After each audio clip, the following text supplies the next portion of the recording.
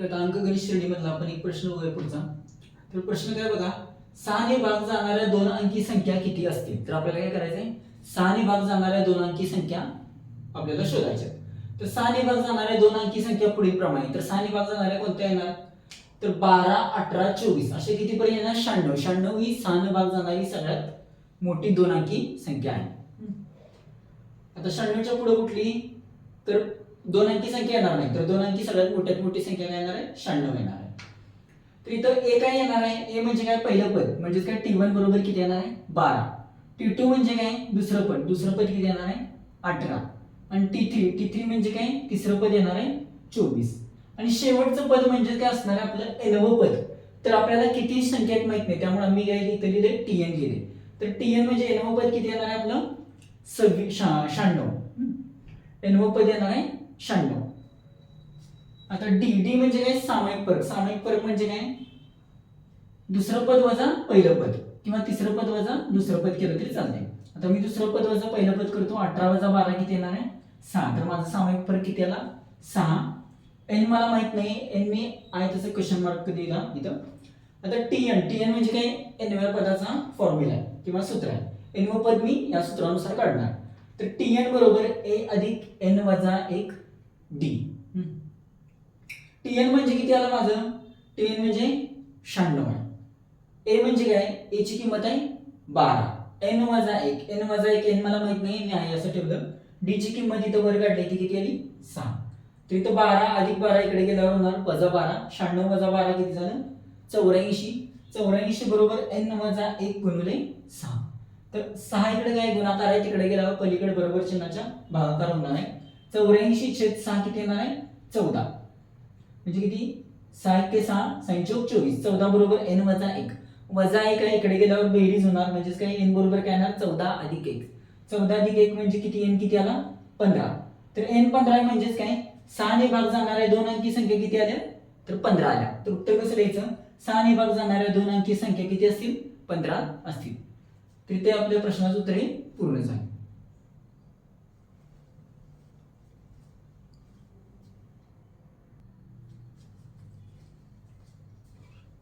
आता आपण पुढचा प्रश्न बघूया.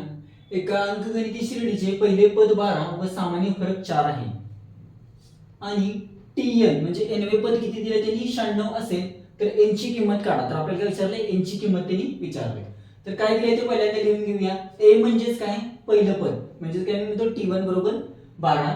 डी म्हणजे काय, सामान्य फरक किती घेतलाय, 4 आहे.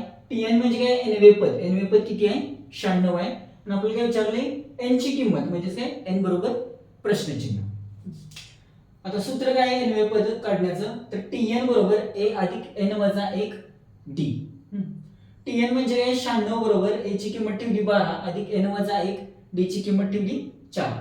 तर 12 इकडे बेरीज आहे, तिकडे येणार वजाबाकी होणार. 96 वजा 12 किती येणार आहे, 84 बरोबर एन वजा 1 गुणिले 4 आहे तसं. 84 बरोबर एन वजा 1 गुणिले 4. तर 4 इकडे काय गुणाकार आहे, तिकडे गेल्यावर करणार भागाकार होणार.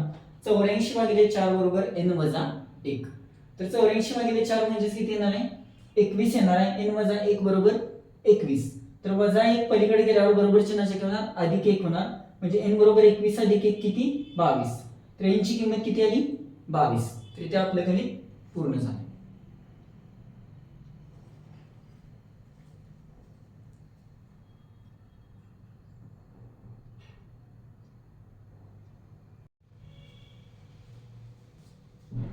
आता आपण एक अंकगणित श्रेणीमधला एक प्रश्न बघूया.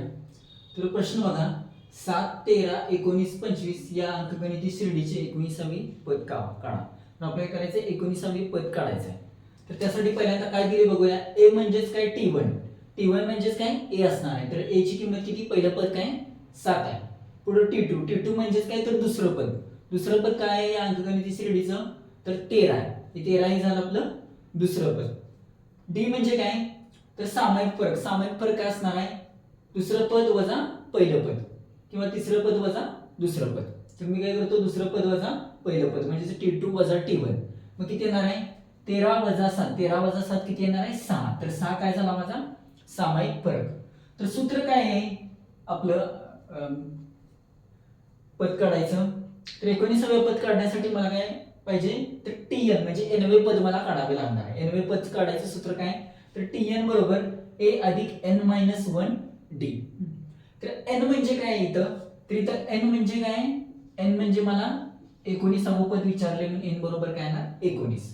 तर टी 19 बरोबर ए ची किंमत किती टाकली 7 अधिक एन मायनस 1 म्हणजे 19 वजा 1 गुणिले डी ची किंमत किती 7 आहे. तर आता सोडवताना पहिल्यांदा मी ब्रॅकेट सोडवतो. 7 आहे तसं लिहून घेतलं 7 आहे तसं लिहून घेतले. 19 वजा 1 किती 18 गुणिले 6 18 संघ किती येणार अष्टदशी म्हणजे 108.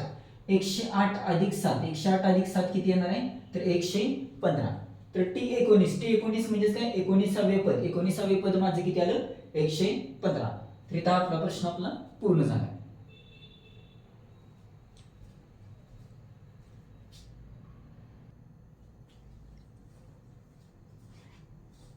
ठीक आहे आता आपण पुढचा प्रश्न बघूया. तर प्रश्न काय बघा 12 16 20 24 या अंकगणिती श्रेणीचे 24वे पद काढा. तर आपल्याला कितवे पद विचारले 24वे पद विचारलेलं आहे. तर आता त्यांनी जी माहिती दिली त्यावरून मला पहिल्यांदा काय मिळणार आहे पहिलं पद म्हणजेच काय असणार आहे ए असणार आहे. त्यालाच मी काय म्हणतो टी1 म्हणजे पहिलं पद. तर ए किती 12 दुसरं पद काय आहे टी2 टी1 टी2 टी3 आणि टी4. मग टी2 किती येणार आहे 16 आणि टी3 म्हणजे तिसरं पद किती येणार आहे 20 आणि एन किती येणार आहे तर मला 24वे पद विचारले म्हणजे एन किती येणार आहे 24.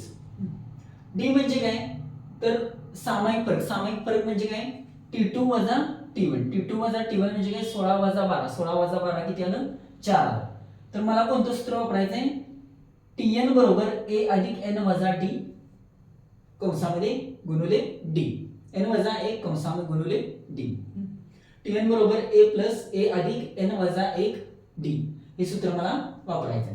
तर यामध्ये एन ची किंमत किती एन ची किंमत आहे 24 टी 24 बरोबर ए ची किंमत किती 12 अधिक एन ची किंमत किती 24 वजा 1 गुणिले डी म्हणजे किती 4 आहे. तर पहिल्यांदा मी कंस सोडून घेतो 24 वजा 1 म्हणजे किती 23 गुणिले 4 23 चौक किती 92 आणि पहिल्यांदा हे सगळं सोडवून मी याच्या 12 बरोबर बेरीज करणार म्हणजे किती 23 चौक 92 अधिक 12 किती येणार 104 म्हणजे काय 24वे पद माझे किती आलं 24वे पद बरोबर 104.